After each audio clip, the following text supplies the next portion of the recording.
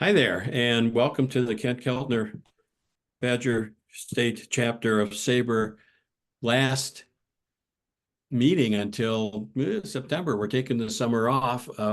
We have found scheduling meetings in the summer here is a challenge because there's other things to do. We have nice weather and people are busy. So this is the last meeting, and I can't think of a better meeting than to have Lee talking about Harry Dalton. I've been anticipating and waiting for this book for over 3 years. When he mentioned to this, I think at one of the conventions, I said, "Really?"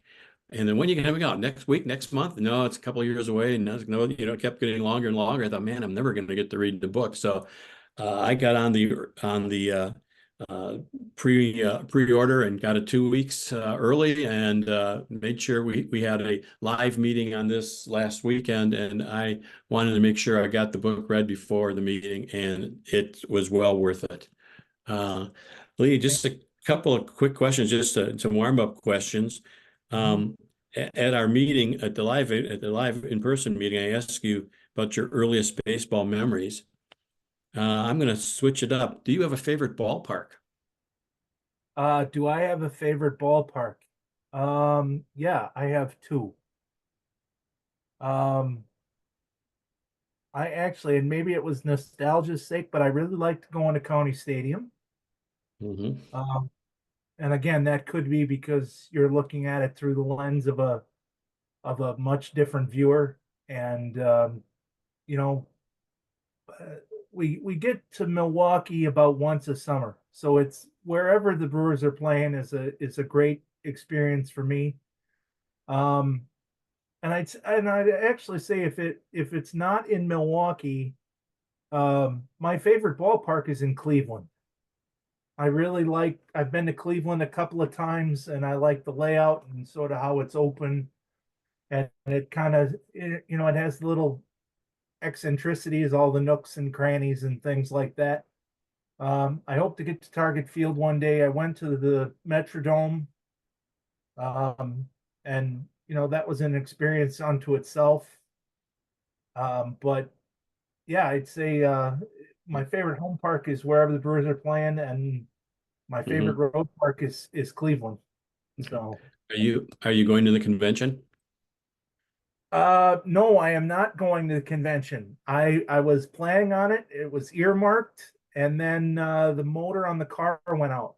Ooh, And because so that would have that been a good excuse to get to the ballpark there. yeah, So that was a multi-thousand-dollar outlay that we weren't really expecting. yeah, ouch. Yep. Um, One of the other questions I like to ask, just get you started and warmed up, and then we'll get you going, is if you had a time machine opportunity to go back in time to any baseball event, place, or player, what would it be? It would be the 1947, in the fall of 47, and it would be back to uh, the Rochelle, Wisconsin Fair, otherwise known as the Portage County Fair. That's my great uncles. There were 18 kids in the Kluck family. There were 8 girls and 10 boys. And in the summer of 47, the 10 boys got together and played in the county loop, and played uh, in the fair. A team that featured all my dad's uncles and my grandfather. So I think if I could, that would be where I'd want to go. Um, they they actually were all, you know, they were all pretty good. In fact, their sister Patsy was the bullpen catcher, and she had, according to some, a better arm than most of the boys. Um, but yeah, for pure nostalgia's sake, I think that's where I'd want to go. Um, and if I I, had an I- MLB, if I can interrupt there, yeah, I've asked this question on numerous occasions. That is probably the most interesting answer I've ever had. But we get a lot of like, go back and see Jackie Robinson, all great answers, but we've never had something that's very, very interesting. and that's kind of where I got the baseball bug from. I'm from a baseball family. I just happen to be luck out and be born without depth perception. So my playing career was pretty short lived. Yeah. When you're swinging at pitches in the other batter's box, it doesn't work out as well. But yeah, I'd say that is the best. That's where I'd want to go. And Yeah. if I had to pick a pro event, um, to be honest, I think I'd like to see what Milwaukee was like in '82 in October, simply because of the electricity behind all of that. That would be interesting to see from like an anthropological standpoint, Yeah. from a historical standpoint. But yep, Anybody on the call can answer that for him? Mary looked like she was pretty adamant that that'd be all right. So Yeah. yeah, Yeah. I was at game 5. I went to one playoff game 5 of the ALCS, the best game to be at. When you talk about the electricity after they took the lead in the bottom of the 7th, nobody sat, and the place was just unbelievable experience. And, it's yeah. funny you should say that, because I went to Game 5 of the 2011 NLDS Mhm. against Arizona, and from a pure, like, from the minute people got there to the minute they won, people didn't shut up and people didn't sit down, and it was loud, and it was fun, and it was raucous. I mean, and to talk about Harry Dalton, he said that the atmosphere after Game 5 in the '82 ALCS, that was one of his favorite moments in baseball ever. And this is a guy who Yeah. won multiple World Series. He had won at various points in his career, and he said his favorite thing was to see the people of Milwaukee after they had won that series against California. So Wow, that's interesting. Speaking of Harry, yes. um, your new book's an easy read. It's an enjoyable read. And as I mentioned to you before, I've always believed that, and I tell grandkids and kids and this all the time, that if you have a really good book, you have a good friend with you, and when you finish reading the book, you miss that friend. And I delayed reading the last couple of chapters. I slowed it down because I knew as soon as I was done, I was going to be done with the book, and I enjoyed it so much. So thank you for that. So like the question that gets you started off is, why did you decide to write about Harry Dalton? I'm a lifelong Brewer fan, and Harry built the teams, especially those teams in the late '80s, early '90s that I grew up watching. In fact, I guess I'm old enough now to remember the last time the Brewers had a 20-year-old kid in the lineup, when Gary Sheffield was here, which is hard to believe. But uh, he built the teams that I watched growing up, and I remember sitting there going, "Why are these teams good? Why, why are they competitive? Because I know they're on the verge of not being competitive. They're right on the verge of almost economic collapse. And if you think about it, Harry left in '91, and by 2001, they were talking about whether the Brewers deserved to have Milwaukee deserved to have a team. That was a huge discussion. So in that 10-year period, what what why were they still good? Because they were good up through, um, you know, 2 seasons. They won 92 games. Um, and that was a team largely built by Harry Dalton, although he wasn't the GM. And what I came up with, um, was really because he and his people were good at their jobs, and they were able to maximize, not only their talent, but their budget. They were able to maximize their budget to get the most out of the talent that they had. And so when you start thinking about that,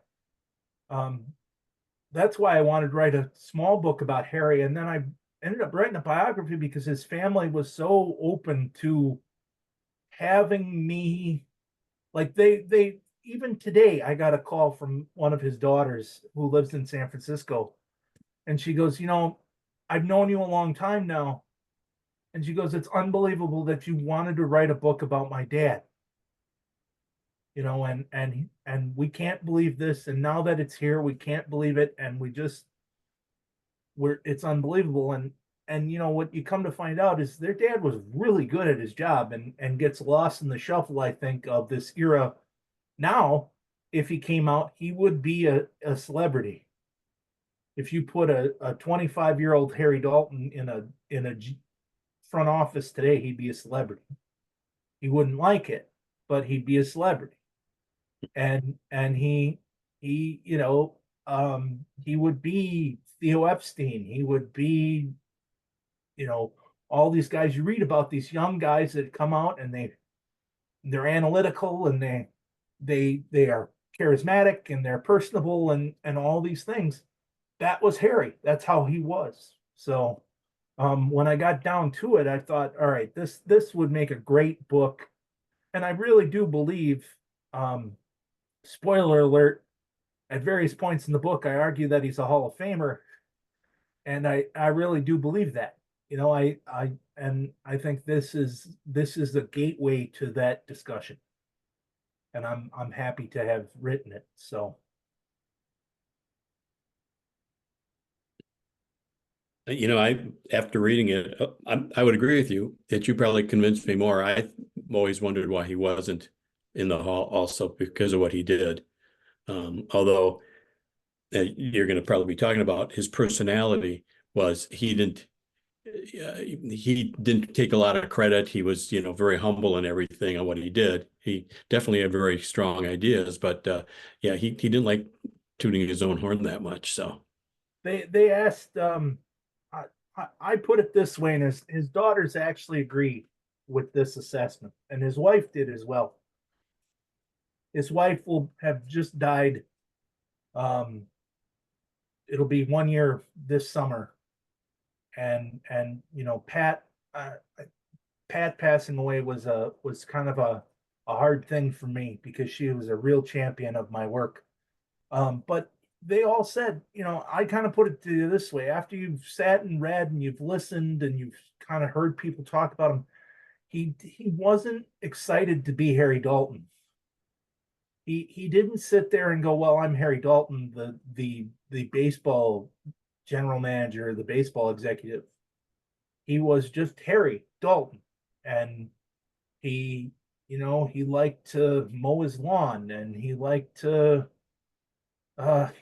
fish, and he loved to take his family on cross-country vacations in the summer, and make sure they stopped at every payphone along the way so that he could make a call to the office and make sure things were going okay. But he wanted to do that stuff. He was just a normal guy. I say that, and this is one thing I think I touch on in the book. Harry was an actual certified genius. He was in Mensa. And I truly believe that Harry could have been successful at anything he wanted to do. He was a newspaper writer before he got into baseball. He was a PR man. He would have, he was a second lieutenant in the Air Force. If he had stayed in the Air Force, he would have had a long career. He was just good because he was able to process information. But he was a personable person who didn't believe in his own hype. And that made writing about him very interesting because I wasn't dealing with I didn't have to sugarcoat things. I didn't have to put a spin on a person who really wasn't a good person. He was really a good person. And I found very few people that even the people that had detractive comments to make about him, whether it be former players or whoever, even they said that that was purely a business. Their comments were purely motivated by business and not the fact that Harry was a lesser person or a vindictive person. It was purely based on the fact that their profession was to play, and he felt they shouldn't be as much as they thought they should. You know that, but that's in any. I mean, you have those disagreements, but even those folks, um, Mike Felder, who played for the Brewers, an outfielder in the mid to late '80s, he was on a Zoom call with John Leondakis out of San Francisco, person who Ed and I both know, and um, I John led with, "Hey, you know, Lee's writing a book on Harry Dalton," and Mike goes, you know, Tiny goes, "Don't call me," and I go, "Really? So yeah, don't call me about Harry. You may actually get what I actually think." And you know, he goes, "I felt I should be playing more, and I didn't play, and I felt that that was Harry's fault." But even he said, "I thought Harry was a good person. Like Harry was not a bad, you know, you didn't sit there and Harry would be, you know, talking out both sides of his mouth." So, you know, I think that made writing about it a lot of fun because I didn't have to write.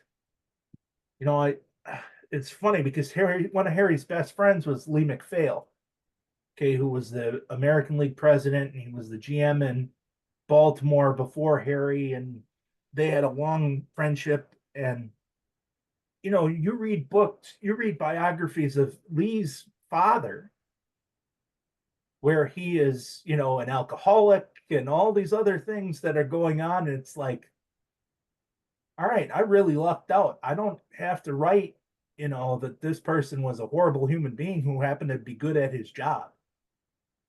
So I think that was a interesting perk. Yeah. One of the things that probably stood out more to me in the last week or so is that he didn't believe in going to arbitration with his players. You know, these are my guys. You're going to go and attack them. And then when it's coming out that Buster Olney, I don't know how many people follow this, but Buster Olney has followed that with Hader. They beat him up in arbitration saying, well, you know, they were using him wherever they needed. He didn't get enough saves. Well, you don't deserve to be paid more because you don't get enough saves.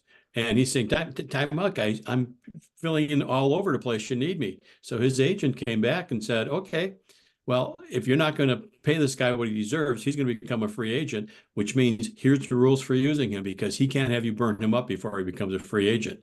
And so they're beating up Hader is the opposite of what everything Harry believed in. I thought that in itself is totally, you know, was a big difference. Can you talk a little about how Harry believed in those sort of things? Well, and I think you're right. I think you're going to see that with Corbin Burns, who left Milwaukee too, Mhm. as a in a trade. If you'll remember, he had a very contentious arbitration hearing, and I think what it is it is a horrible process for two sides of an organization that from the minute you draft a kid, you tell a person that he is great, that he is the future of your franchise, that he is going to be the piece that helps you bring a championship or a competitive team to your city. And 5 and 6 years down the road, all of a sudden you're in a courtroom telling them that no, in fact, although we appreciate your efforts, you weren't all of these things. And so again, organizations are forced to talk out both sides of their mouths. And Harry truly believed that Harry was a GM from the winter of 1965 until the fall of 1991. And in that entire time, they had free agency from. Did arbitration kick in 75 or 76, Ed?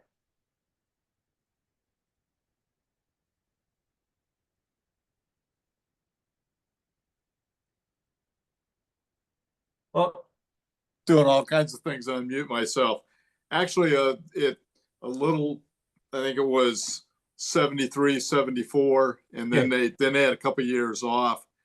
In fact, while you were talking, I pulled up my Brewers hearing chart. Some of you may not know, but I've spent a lot of my life doing baseball salary arbitration research. And 1991 was the first time the Brewers went to arbitration, and that was with Jim Gantner.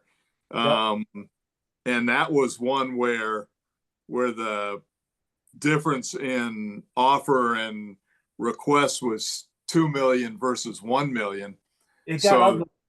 They were pretty far apart. It got ugly. And here's the backstory on that. Harry went to one arbitration case ever. That was it. One with Jim Gantner. And I have seen the memo. And the memo said Harry didn't believe in going to arbitration. He just felt that it was bad. It was a way to foster bad will in your organization. And it wasn't how he did things. That didn't mean that he didn't have conversations with players and say, hey, you underperformed. But he wasn't about to go about and systematically kick a guy in the teeth when he didn't feel they deserved it. So in the winter of 90, heading into 91,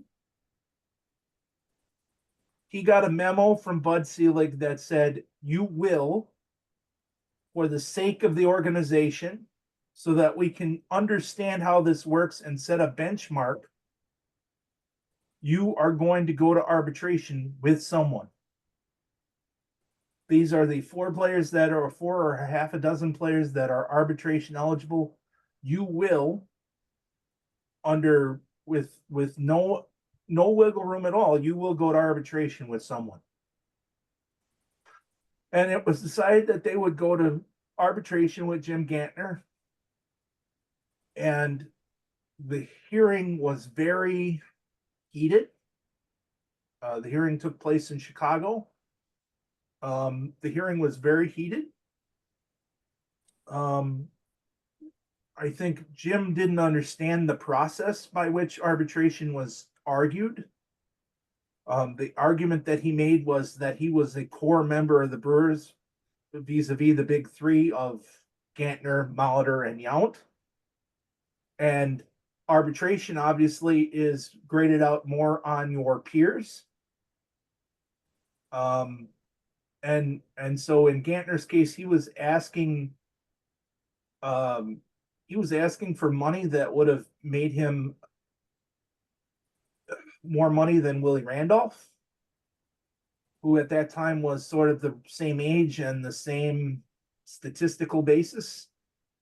And the Brewers won their hearing, but when Harry was done, he looked at a young assistant in his office by the name of Michael Hamaker and said, that is the last time I will ever do that. Because he had basically ruined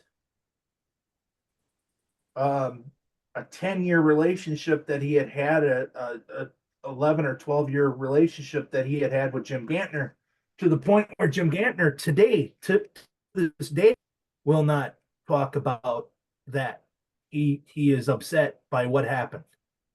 And it was, in Harry's mind, it was all avoidable. Because if a guy played well, you paid him. Now, you may try to save a buck. Yeah.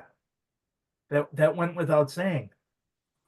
I mean, there's a famous story where he was sitting with Boog Powell, and they told Boog Powell that they would fine him for $5 for every pound he was over when they weighed him in Miami for spring training. And first day of spring training rolls around and Boog gets on a scale and he's 5 pounds over, or he's 1 pound over. And he looked at him and he said, well, it's 1 pound. He goes, no, you owe us $5. And he says he took $5 out of his wallet and threw it at Harry's feet. Harry believed that if you had a good relationship, your word was good enough. So you didn't say things like, Nolan Ryan's not a great pitcher. I can find two guys who won 12 games and get me one Nolan Ryan, or two guys who won 9 games and basically get Nolan Ryan, like Buzzy Bavasi did, hastening Ryan's departure from California. You just didn't do that because you had relationships with people. And Harry didn't truly believe in doing that. And I think so for the most part, unless he was forced to have those types of discussions, he tried not to really. That was one part of the modern baseball landscape that he really didn't like, is that you would go about trying to denigrate somebody that you had basically tried to build up the entire time. So. And that still kind of exists. And just to make sure on the record, I have my facts right. 74 and 75 were the first 2 years of salary arbitration. There wasn't any in 76 and 77. And then it started back up in 78. But Lee, Major League Baseball still goes to teams that have not been to arbitration for a number of years and really pressure them, just as they did Harry in that time frame, to go to arbitration. They want teams to actually have a history of at least occasionally doing that.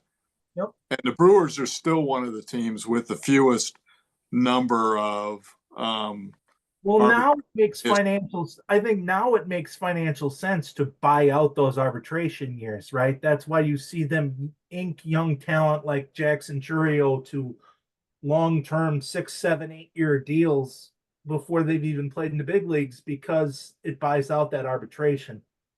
And you don't run into those problems. But Dennis brought up Josh Hader. When the Hader and Burns thing happened, I looked at Dan Duquette, who worked for Harry, and I said, man, this is bad. He goes, Harry would have never let that happen. He goes, he would have found the money somewhere, but he says, we would have never even, it would never have even entered into it, because you just don't, especially with two pieces that are so important to your team, you don't take that risk. So. Yep. I agree. And I apologize if my answers are long-winded, but that's how I am. I count on that. I know that one of the things that your publisher kind of limited the number of words in the book. Is there anything that you would have liked to have added to the book, but just didn't make the final cut because of word count? No, I don't think so. In fact, my word count, because of the word count, I made sure to get in everything that I felt was important. And I think so that's the thing is you look at it, and the book might be, from a text standpoint, might seem a tad bit short. It's 295 pages or something like that. And you may sit there and go, well, geez, especially for what I'm paying, that's a short read. But with the way the publishing world works now, and word counts and all these other things, and inflation, it's necessary. And I think I told the stories I felt were relevant. I think there's some groundbreaking material in there, especially the end of Harry's time in Baltimore. I don't think people would have thought that here's a person that's won 3 American League pennants. He's going to feel underappreciated and want, and he's going to use language that we all associate.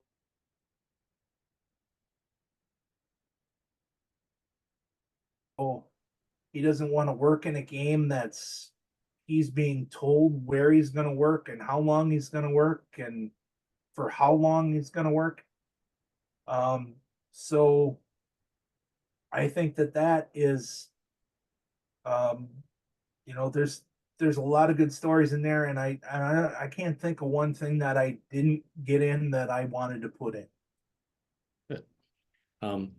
You know, when you're talking about that, how his tenure with Baltimore ended as it did, even Milwaukee, and with the Angels, it's I felt like I was reading owner envy, owner. I want to take control. It's my team. I don't want Harry to get all the credit for, with this GM, I'm the owner here. It's like, so you get the owner envy in it, or you get in the case of Selig, who for some reason decided that you get nothing for nothing, didn't really apply and went cheap and started interfering. And once they started interfering, that didn't work well for Harry. Well, I can tell you, um, the Brewers don't like my book. It's not that they don't individually like it, but they don't like it. And largely they don't like it because, I shine a light on an incident that probably, had I not written the book, would have stayed buried for a long time. And that was that regardless of how good their relationship was, and the relationship between Bud Selig and Harry Dalton was very good for a lot of years. They had a legitimate open door policy. Bud did not treat Harry very well at the end of his career. And really kind of exiled him away from the baseball operations people, even though Harry was still on the payroll for 3 years. After he was removed as GM. And why he did that, nobody really knows. And you can speculate that Bud felt insecure when that, Bud is claimed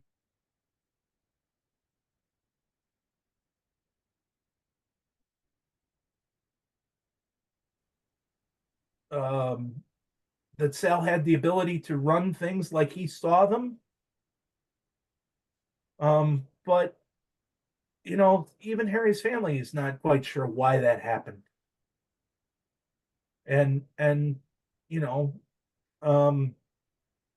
Harry spent his last day in baseball out duck hunting because he didn't want to be in the office. And there was no need for him to be in the office. So,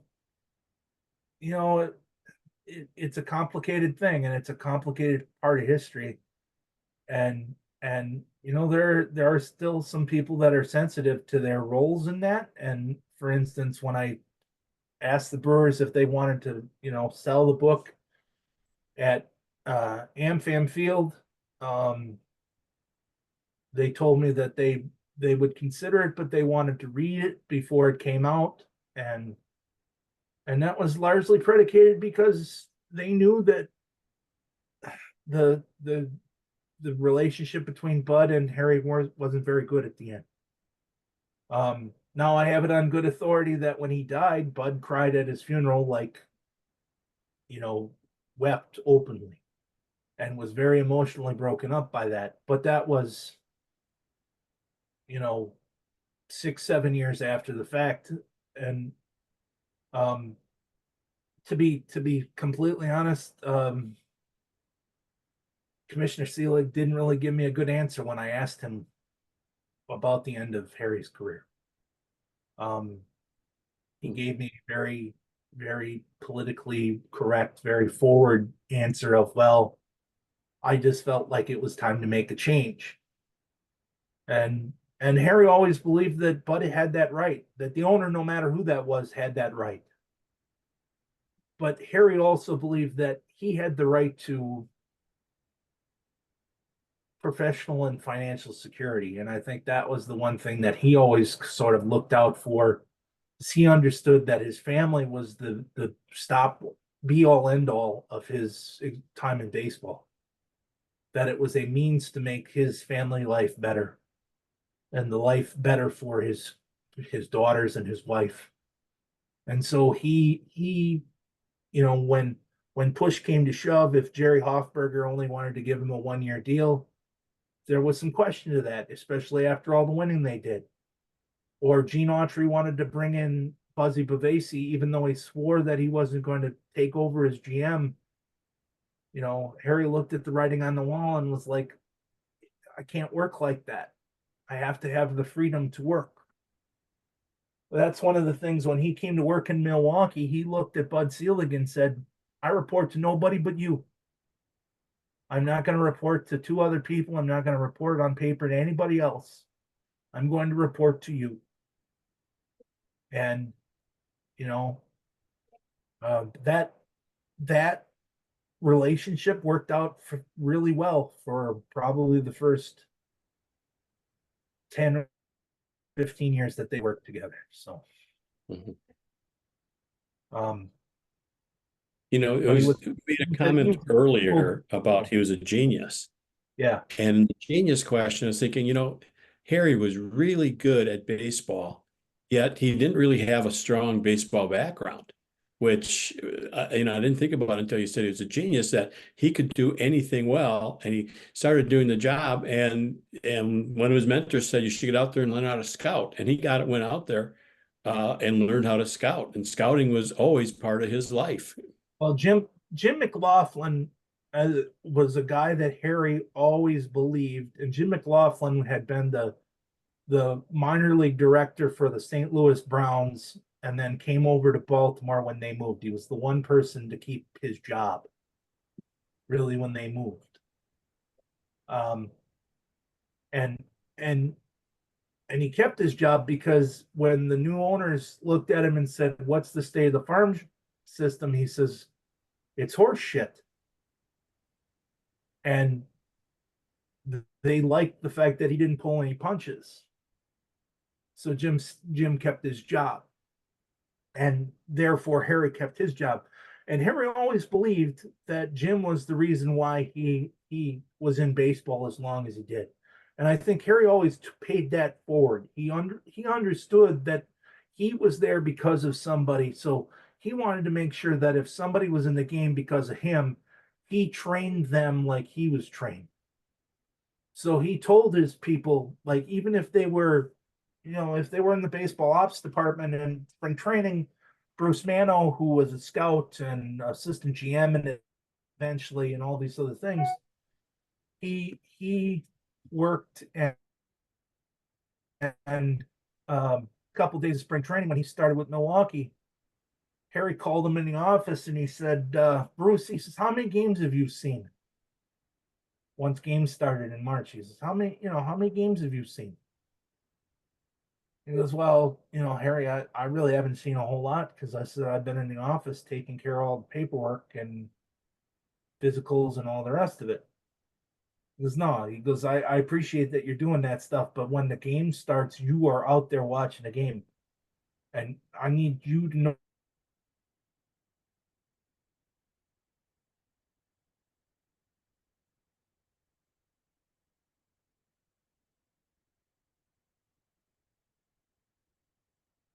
Baltimore Sun. And Baltimore Sun, they asked him, they said, well, Jim, what do you think of this kid or this kid that's, you know, at various points in the minor league system?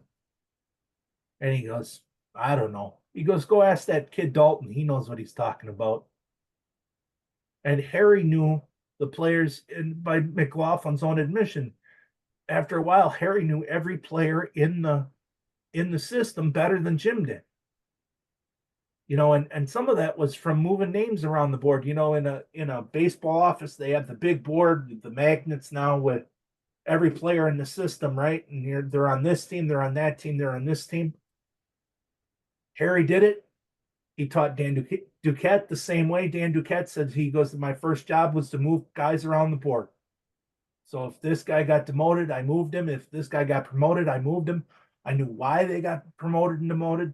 He goes, I talked to the minor league managers every night. He goes, Harry wanted his people to immerse themselves in the game. And so that was how he was taught. But it was a sort of a makey, learny situation. Harry was not a good baseball player. He was such a to give you an idea, his friends had him run their team when he was 14, 15, 16 years old because he wasn't good, but he was good at that stuff. So they said, hey, do us a favor, keep the book and just run the team and schedule games and all these other things for us. But don't, they hardly ever let him play. They had a Harry Dalton night in Springfield, Massachusetts one night when actually Milwaukee had their Class A team in or I think it was Class A or Class AA team in Holyoke, Massachusetts when Harry first got there. And so they had a Harry Dalton night because Holyoke is real close to West Springfield. And Harry goes, they interviewed Harry's friends, one of whom was the fire chief in West Springfield, and he goes, they said, well, what kind of ball player was Harry? Well, we knew he was better at the administrative stuff, so that's what we had him handle, and we just, he didn't see the field too much, but he didn't mind it either. But I mean, even they knew he wasn't very good, but he could learn, and he had a passion for the game of baseball, I think. And that was the other thing I wanted to show people is it wasn't just, I don't think he's a Hall of Famer simply because he built great teams. He was a Hall of Famer because he looked at the larger questions of the game. For all their other issues at the end of his career, Bud Selig looked at me and told me that in his mind, Harry Dalton was a Hall of Famer, and he was one of the best baseball minds of their generation, if not the best. When they had an existential question to answer about baseball and how to go about things, the first person all the owners felt they should ask is Harry, because of his longevity and because of his forward thinking and all these other things. So he tackled the relationship between pro baseball and the NCAA. He tackled scheduling. He worked on expansion. He worked on, he understood labor. He was on the 81, the Players Relations Committee in 1981 that worked out an ending to the strike. And Harry said, he goes, Harry was fined $50,000 for speaking out in the paper about, he goes, well, I hope this doesn't turn into a macho test of wills, but that was because Harry believed that the strike could have been done if they would have just gotten out of the way. And oftentimes ownership and the union decides they don't want to get out of each other's way.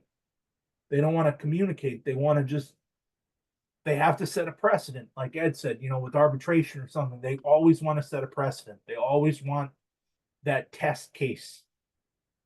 And Harry always believed, like the strike 81, he says it would have been done if we had been left to our own devices to work through it, the four people in that room. Well, didn't they have a basic agreement and then ownership pulled away from it? They carried over the basic agreement from the previous year. Yeah. And there was some question as to whether that was something that ownership wanted to, the players were willing to do. And so they tried to negotiate a new one using a 4-man system prior to it expiring. And the 4 guys in the room got along okay. It was Frank Cashin and Harry Dalton for ownership, and it was Bob Boone and Sal Bando for the players. And the 4 players, the 4 individuals in that room got along, but whenever they would take something to the larger conglomerate of either the players union or the ownership council, the waters got muddied. And Harry was always of the belief that if that hadn't happened, there would have been a very short or no strike at all in 1981. But Harry worked on all of those things right up until the day he retired. Harry did some of the first fact-finding missions for Bud Selig on putting baseball in Arizona.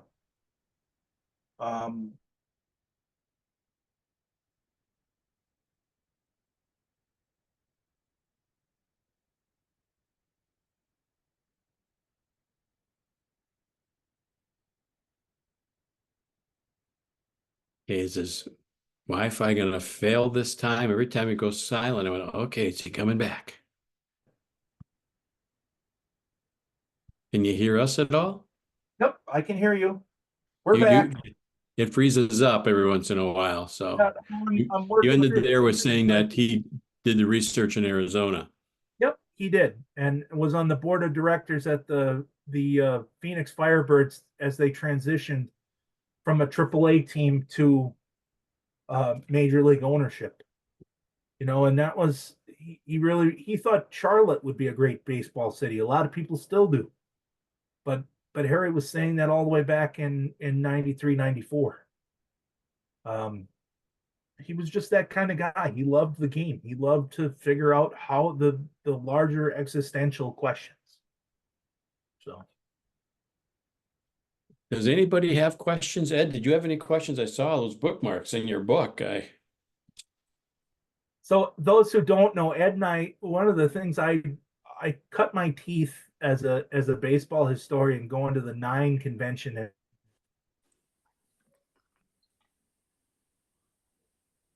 Oh, there's frozen again. Yeah. Lucky to get to know Ed and his wife Bridget, and so it's glad to see it. And Ed, if you have any questions, let her fly, bud.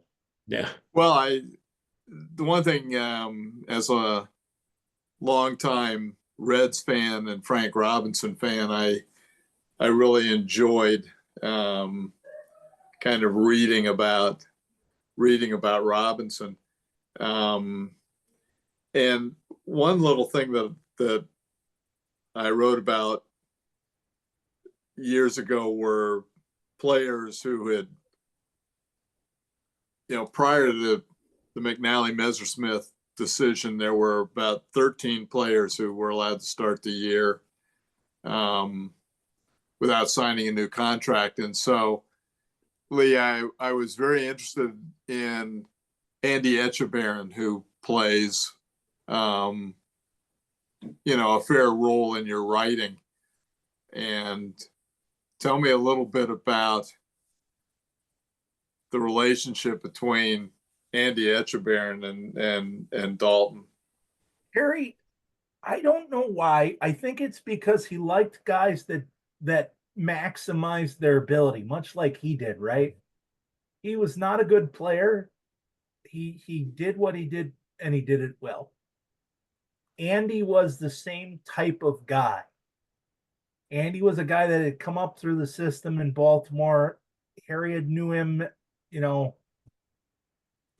and in 66, when they're looking for a catcher for the big league club, he looks at Andy and goes, I don't care if you hit, you're going to play every day. And he looked at me and says, you're going to play every day. And I don't know why Harry liked him, other than, he caught a good game. He was, obviously the pitching staff was very successful when Andy was the catcher there. And later, when Ellie Hendricks would become the catcher, the everyday catcher, they had catchers that worked well with their pitching staffs in Baltimore. But I think it was because Andy just maximized his ability. He was not the kind of guy that you'd look and go, wow. I mean, this guy is just, he's unbelievable. Harry had a comment, for instance, the one guy they passed on, and it is one of their big draft boons. One of the guys they passed on in Baltimore was Johnny Bench, because they had Andy Etchebarren, and they took a college catcher that they thought might work out a little better down the line than Bench did. But even Harry said, he goes, when Johnny Bench threw, all the scouts drooled. They just would sit there and just trip over themselves. But not, Andy was not that kind of guy, but Andy was a good player, and he was a loyal guy. And that really resonated with Harry. If you look at Harry's career, he always had these guys, and Frank Robinson turned out to be one of these guys. He had always had these guys that were around in these different teams, in these different situations, whether they be as players or veteran players in California or as coaches later on in Milwaukee. Pat Dobson was a coach in Milwaukee for a little while. Frank Robinson was a coach in Milwaukee for a little while. Andy Etchebarren was a coach in Milwaukee. Fred Haney was a coach in Milwaukee. All of these guys had known Harry for years and years and years and years and years. And I think some of that was they understood Harry, and Harry understood. My favorite Andy Etchebarren story, I was lucky Andy passed away while I was writing the book, and but Andy talked to me for about a half hour one day, and my favorite story is about Harry signing him to his 1967 contract on the dance floor at the 1966 World Series party. And, you know, they're dancing with their wives because Harry and Pat were a young couple at that point. And, you know, the boss wasn't much older than the players. And he says, come on, Andy, let's go sign your deal. God, Harry, you know, what are we going to do that for? We're having a good time, you know, this. And goes, I tell you what. And Andy said, I made $6,700 in 1966 as the everyday catcher. He goes, you sign your contract right now. I'll give you 100% raise. You'll play for 13 grand next year. But if you don't sign that contract right now, that's it. We'll come in the office and negotiate, and you won't get. And he goes, I took one look at my wife and was like, I'll be right back.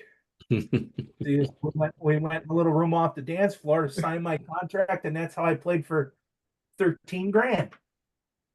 You know, Harry liked those guys, and that's why I wanted to make sure that when I interviewed people for the book, not only did I interview the Hall of Famers and the All-Stars and the important figures, right? The Nolan Ryans and the Robin Yountz, but I interviewed the Donis and the 25th and the 26th and the 27th man and the guy who didn't pan out, because I wanted to see how they were treated. And they all said basically the same thing. If Harry liked you, he liked you. You know, and there were a lot of people that had a lot of respect for him, and Andy was one of those people. Now, as their relationship evolved, I think what is really funny is that Andy served as a unwanted conduit between Harry and the dugout. So if things were going on in Milwaukee, Andy would be sure to tell Harry, even if Harry never really asked him.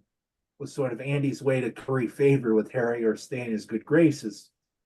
And it got so obvious that at one point, Jimmy Bank, the traveling secretary in Milwaukee, told me that they had an Easter egg hunt prior to the start of the season in Baltimore one year. And, you know, all the clubbies, they hid their Easter eggs, and the Easter Sunday and opening day was the following Monday.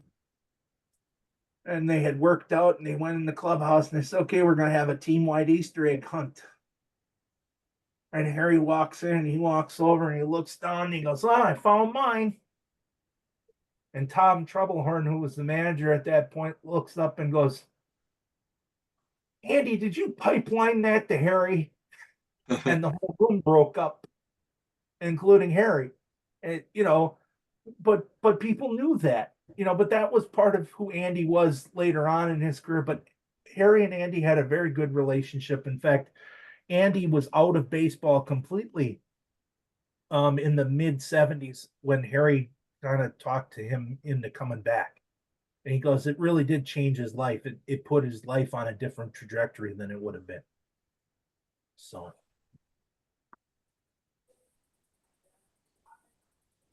Other questions? I have one. You mentioned the family a number of times. So are you on their Christmas card list? I cannot overstate, and I won't lie and say that eventually I can't understate, and I won't lie and say that the Dalton family has not become in a lot of ways my friends. Yeah. They are. I did maintain, I think I maintained a even to the detriment sometimes of that friendship, I maintained my objectivity. But they allowed me to do that too. They understood that that was important. But it took 7 years to write this book, and they were there kind of the whole step of the way. And the pandemic happened, and a lot of things happened in my life, and a lot of things happened in their life, and we just kind of always knew that that was we were in each other's spheres, you know. And I think a big part of Harry's story is his family, so I wanted to share that with people too. I'll never forget. I said it was it's probably my favorite accolade from this entire process. Pat Dalton called me one night, and she goes, the first night she called man, she always called me young man. She says, well, young man, we Googled you the other night. I said, you did? She goes, yep. And I think you are who you say you are. So you have our blessing to work on this. So, okay. I knew I wasn't dealing with the average person. She wasn't going to just say, okay, go forth and do what you want. She gave me a lot of freedom. I wasn't writing on her behest or anybody like that, but it was, you know, if I put something in there she didn't like, she came back and said, this is why I didn't like what you wrote, and this is why what you have in here is right or wrong. So take that for what it is. The other thing that I will say is the one comment that my favorite accolade from this entire venture so far has been the night when I called her and I said, well, Pat, so people are going to know about the Dalton gang here sooner or later. I hope you know that you're a member of the Dalton gang now too. And that, to have that type of faith put into you by somebody. Pat used to call and tell me, she goes, I was married to Harry for 40 years. You're telling me things about my husband I never even knew. So if you can be married to somebody for 40 years and have them tell you that somebody that never met this person, I knew I was doing a good job. And that's the thing. The early reviews of my book, Mario Zeno, who worked for the Brewers, Dan Duquette, Bruce Mano, all these guys that worked for Harry, they've all come back and said, man, that was remembering, we were remembering things that it was like working for Harry again.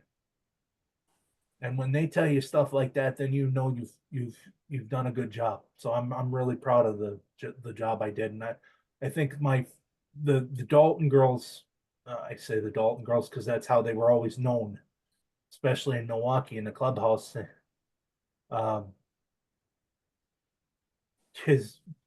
Harry's oldest daughter Kim ran into Bob Euchre one time in Scottsdale and told them that somebody was writing a book about her father. And she stops him in the grocery store and she goes, Bob, you probably don't remember me. And he goes, sure, Dalton girl. So that was the joke. Always was the quickest way out of Milwaukee was to try and date a Dalton girl.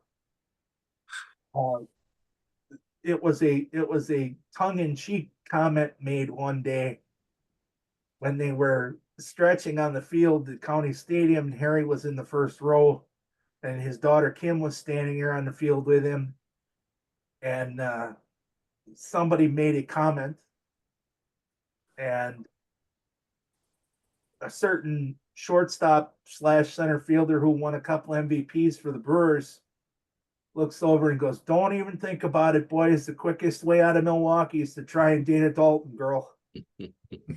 and Kim said, of course, she was mortified. And Harry just stood there with a grin from ear to ear.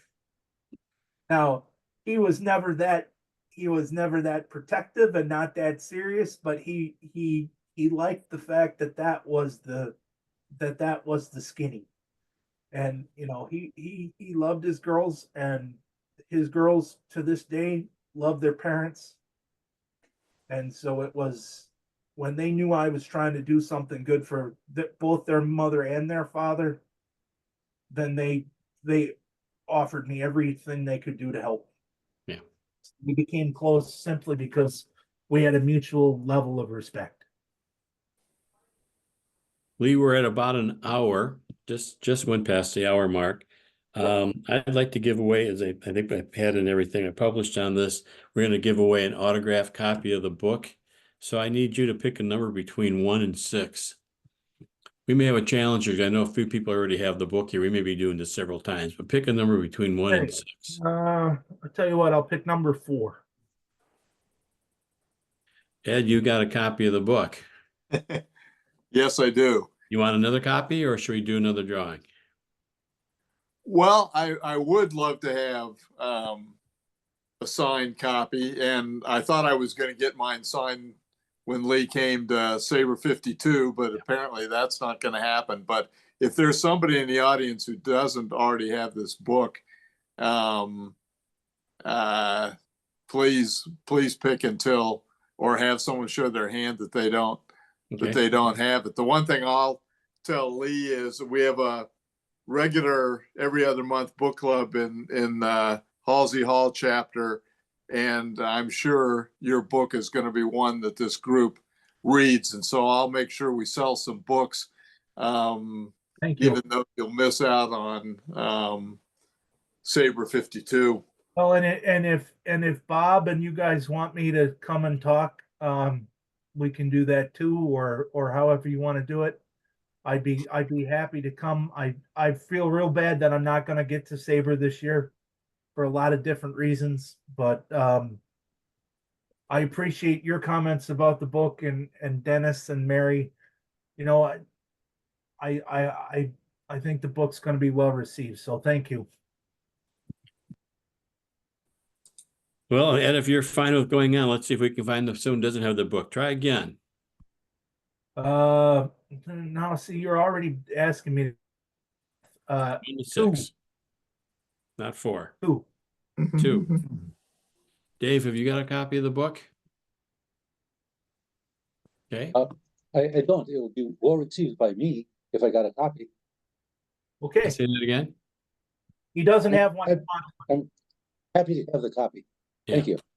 Okay. Well, we will get that to you. I will arrange with Lee afterwards how we're going to do that, and he'll get it and get it sent out to you. So we can do that. Thanks a lot. Yeah. Ed, can I ask you, this is off topic here. Well, let me do this after the meeting because I don't want to change the topic here. And when we stop the recording, I have a question for you. Any other questions for Lee? Anything else, Lee, Mary? Just real quickly. So, you know, people have a lot of mixed opinions about Bud Selig. Overall, personally, what do you think about Bud Selig? And because this is being recorded, I will be honest. Yeah. Sorry. No, that's fine. I think I have I wear a lot of different hats. And so because I wear a lot of different hats, my opinion of Bud is colored in a lot of different ways.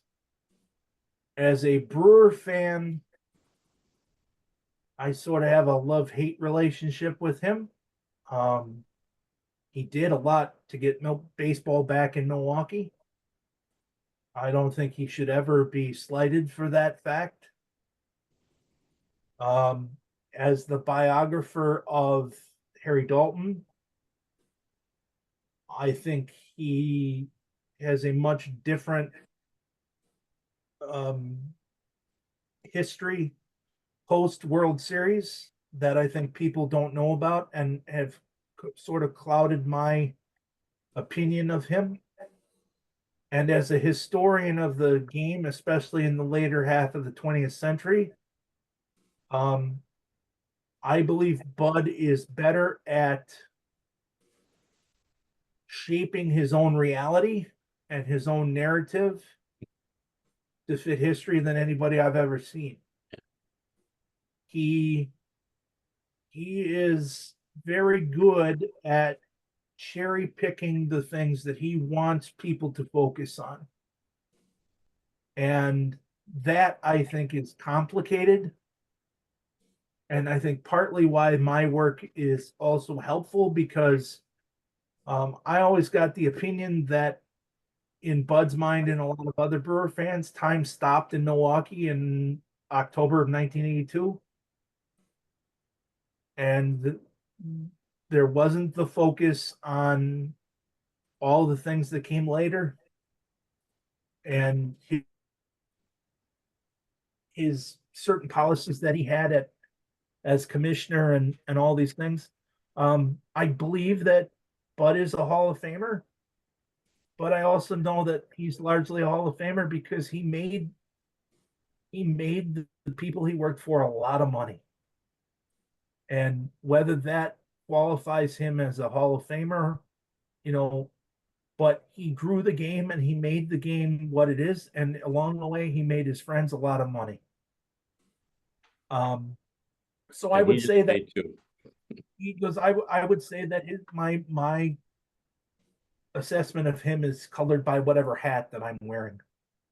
I obviously got a lot of insight into how he did business about writing about Harry, and some of it jibed with what I had heard and some of it didn't. Has never seen the light of day with other people. So, that colored my perception of it. But I think he is really the best at shaping a historical narrative to fit what he feels is the reality of it, better than anybody I've ever seen in the game, because he goes out and he does it openly. He wants people to remember certain things at certain times, and he's had the ability to help other people gloss over perceived inadequacies. Well, Mary, that was a great question. It's an interesting answer. Uh-huh. Thank Yeah. you. Yeah. I'm Well, not sure we're gonna get a lot of arguments there. Any other questions? If I can ask one other thing, because I know that, I've had an opportunity to listen to SABR presentations like this one tonight of chapters other than the one that I'm part of.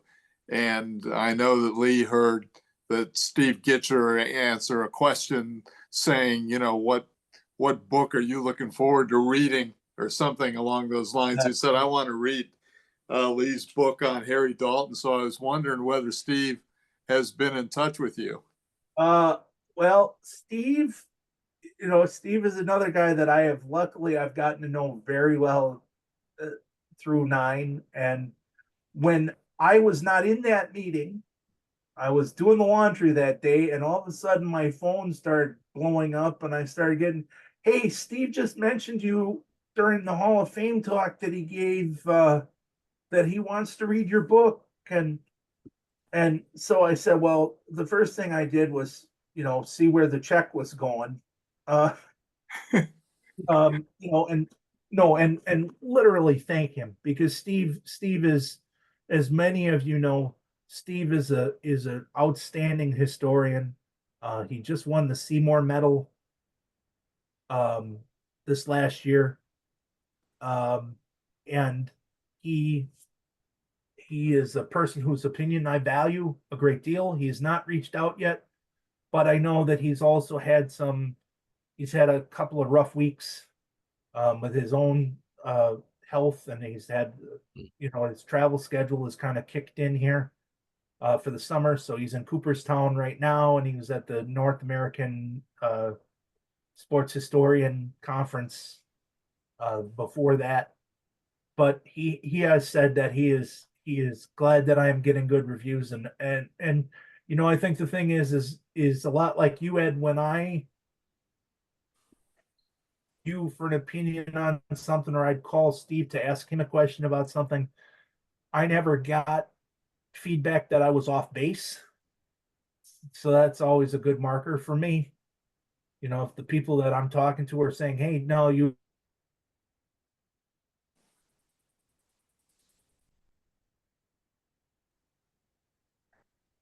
let me know, just generally that he's really happy with my book, and he hopes that it continues to do well. And so, yeah, I can't complain. The people I have heard from in the historical community have been really happy with my book too. And as a first time author and somebody who wants to do this well, it's great to hear from people like yourself and Mary and Dennis and everybody.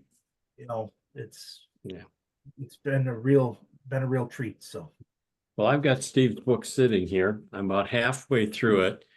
Then I had a couple chapter members, Keltner chapter members who wrote books. Dave Heller wrote a book, so I had to get that read. Then your book came out and I had to get that read. And then there's another book that a member wrote last year that I finally am getting to. So I will eventually, I'm hoping to get to Steve's book like sometime again next week and get this thing finished. You know, it's well written, but my members and my chapters books have much higher priority. So I yeah, enjoyed those. you know, I think the thing is that Yeah. the great thing about it is much like the Seymour books, Steve's book will provide a level of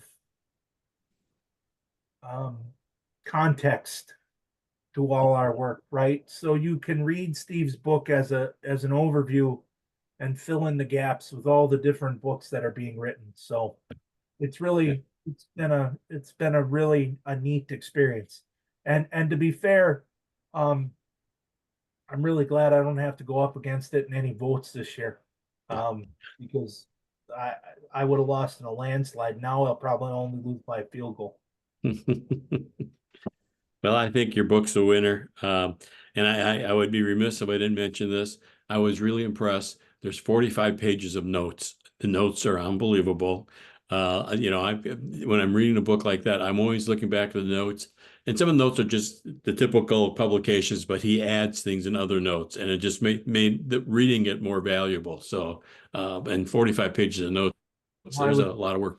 I was trained by good historians, and I think that's the thing too, is I am real lucky to be able to work with the people like yourselves and the folks that have done some of the Negro League work that's been in the news here the last couple days.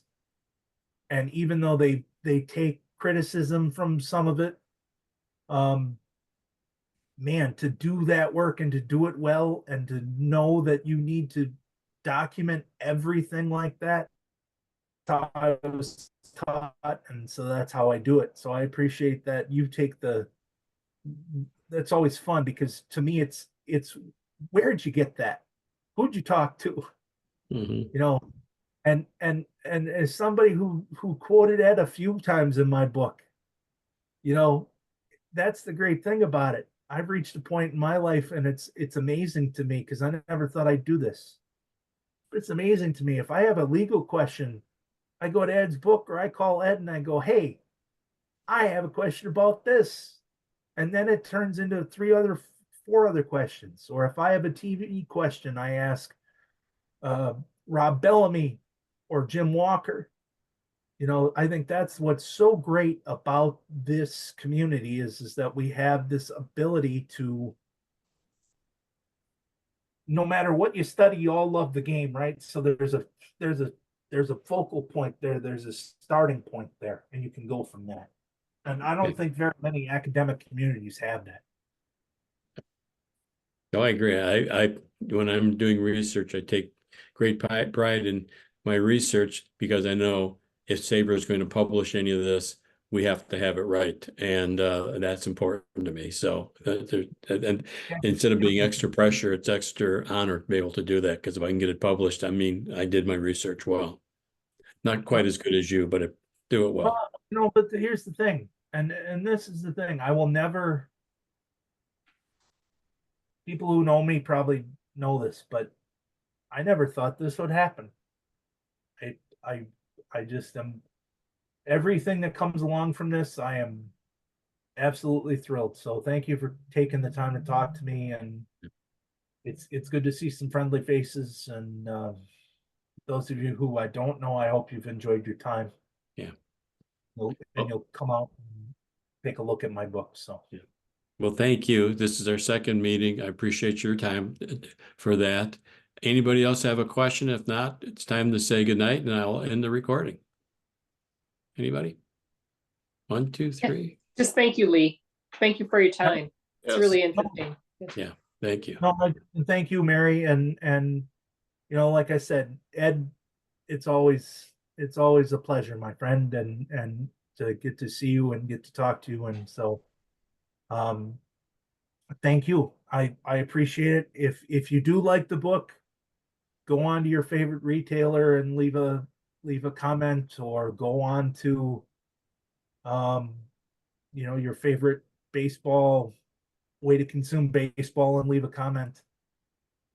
That's important too. And like I said, I'm just really glad that people like it. I hope you do too. Well, I'm really pleased that you stuck to this. You did a wonderful job, tremendous job on this book, and Hey, Dennis. it was great to see it in print. Yeah, thank you, Ed. Yes, Jim.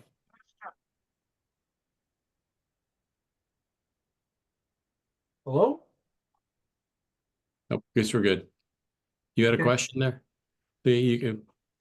Well, I just was wondering if I don't mind sitting around talking, if you want to kill the recording. So that's Yep.